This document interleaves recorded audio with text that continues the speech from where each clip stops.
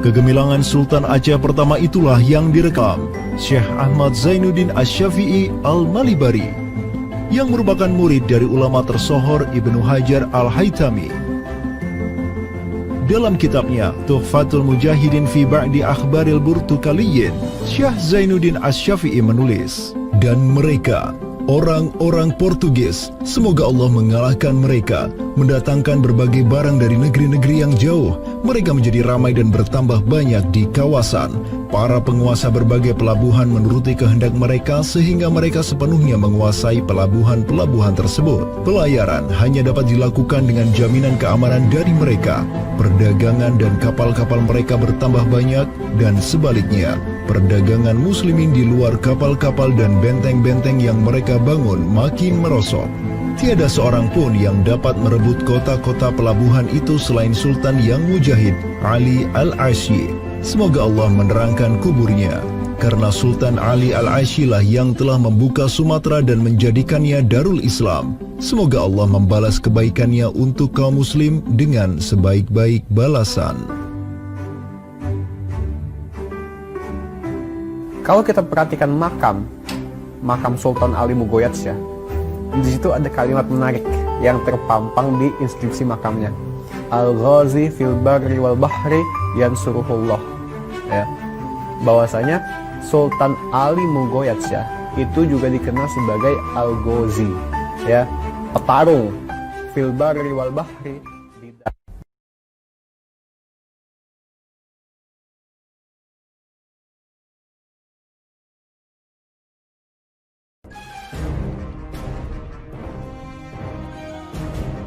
Selama masa Sultan Alauddin Riayat Shah Al-Qahar, Aceh melancarkan serangan besar-besaran ke Malaka demi menghancurkan Portugis.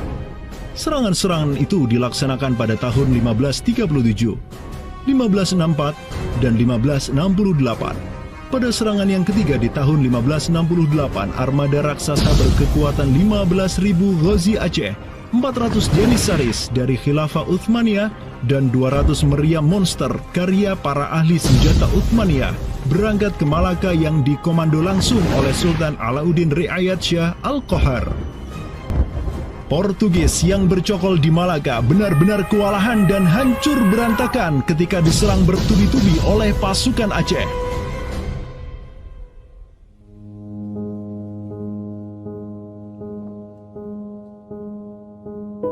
Walau demikian, Portugis berhasil bertahan karena dibantu oleh sekutu-sekutunya dari Johor dan Kedah. Banyak korban yang berjatuhan baik dari pihak Aceh maupun pihak Portugis.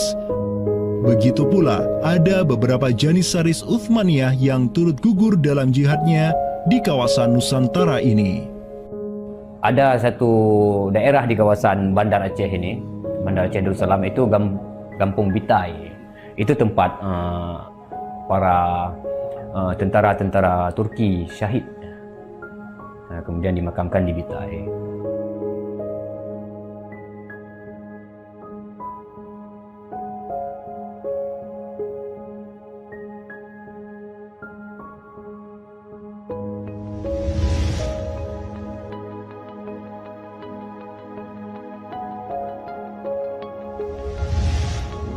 Mungkin kita melihat juga dari segi numismatik atau mata uangnya, banyak sekali dirham-dirham Turki Utsmani kita temukan di sini.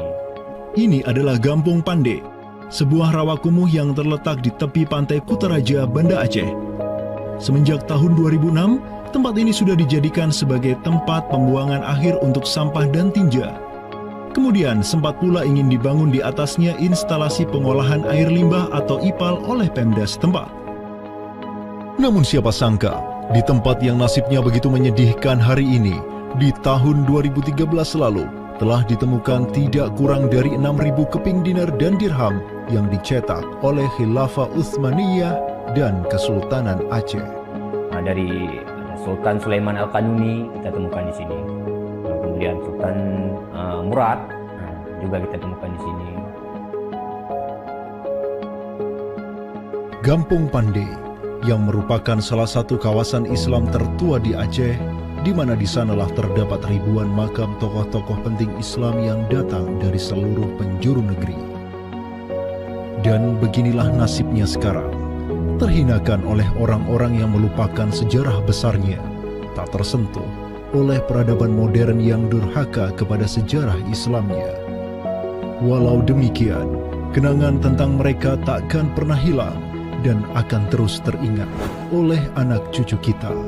Mereka akan terus mengingat bahwa orang tua kita dahulu, para penguasa kita yang soleh dulu, pernah menyatakan baiatnya kepada Amirul Mukminin, khalifahnya umat Rasulullah Sallallahu Alaihi Wasallam. Inilah kubur orang yang dirahmati lagi diampuni.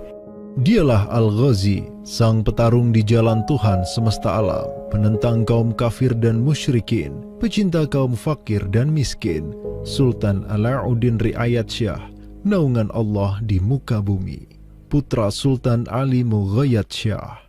Semoga Allah menyiramkan rahmat ke atas pusaranya dan menjadikan surga tempat kediamannya.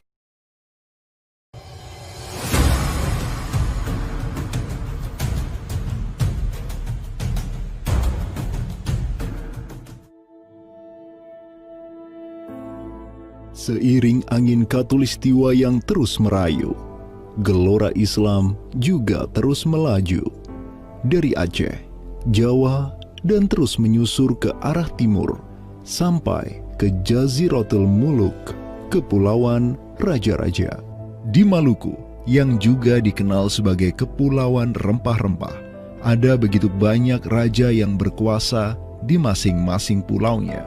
Namun, semenjak Zainal Abidin, penguasa Ternate yang masuk Islam dan belajar kepada Sunan Giri di Jawa, Ternate langsung memproklamirkan dirinya sebagai negara Islam.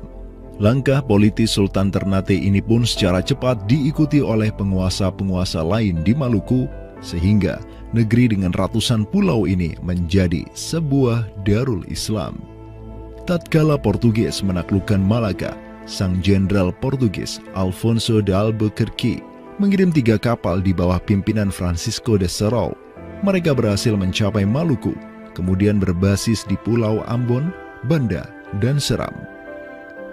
Saat itu, para penguasa Islam di Maluku terutama Ternate dan Tidore menyambut baik kedatangan Portugis. Namun seiring waktu berjalan, kemudahan fasilitas yang diberikan para penguasa Maluku membuat kaum Portugis lupa diri. Mereka secara masif memonopoli perdagangan rempah dan memurtadkan kaum muslim. Tatkala salah seorang penguasa Ternate, Sultan Hairun Jamil, mulai menggugat kelakuan lalim Portugis, Sultan Hairun pun dibunuh secara keji oleh gubernur Portugis di Maluku, Diego Lopes de Mesquita, pada Februari 1570.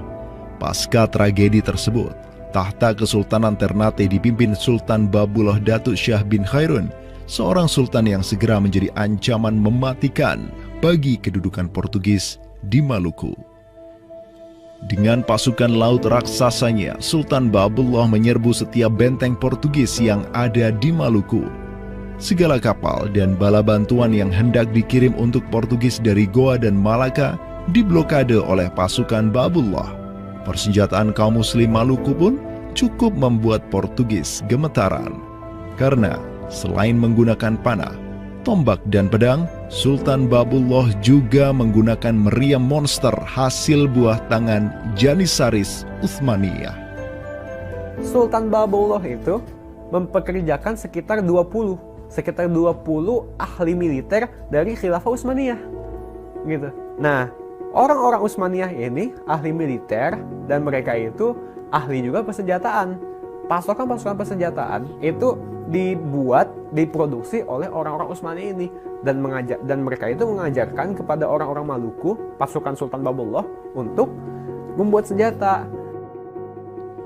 20 orang Utsmaniyah ini merupakan sebuah tim ahli senjata yang menjadi bagian dari pasukan Khilafah Utsmaniyah yang dikirim Khalifah Selim II kepada Sultan Alauddin Riayat Syah Al-Qahar di Aceh. Dengan pengalaman yang mereka dapatkan setelah membantu Sultan Aceh berjihad melawan Portugis di Malaka, 20 Janissaris ini melanjutkan perjalanan mereka dari Aceh menuju Ternate. Peperangan dan pengepungan pasukan Babullah untuk menyerang Portugis yang bersembunyi di benteng-benteng mereka terus berjalan selama 5 tahun, dari tahun 1570 sampai tahun 1575.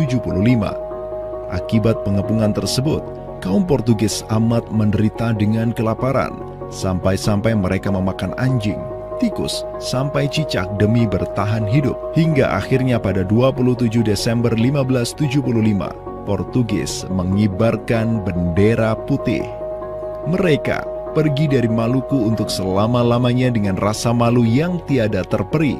Sultan Babullah yang terus berkuasa sampai tahun 1583 terus mengekspansi banyak wilayah di timur Nusantara untuk menjadi Darul Islam.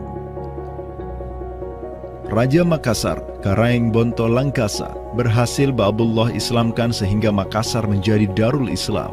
Begitu pula dengan Luwuk, Banggai, Mindanao, Nusa Tenggara, Aru, Halmahera, Jailolo, Bacan, hingga Papua. Semuanya tunduk kepada Sultan Babullah sehingga ia dijuluki sebagai penguasa 92 pulau. Dengan prestasi yang demikian luar biasa, tentu Babullah tidak berdiri sendiri. Ada ikatan solidaritas dengan sultan-sultan Aceh, Jawa, sampai Filipina. Ikatan sebagai satu umat. Ikatan dengan satu akidah, akidah Islam. Ikatan dengan satu semangat, semangat jihad. Dan ikatan dengan satu kepemimpinan. Karena seluruh sultan di Nusantara tunduk dan begitu hormat pada Khilafah Utsmaniyah.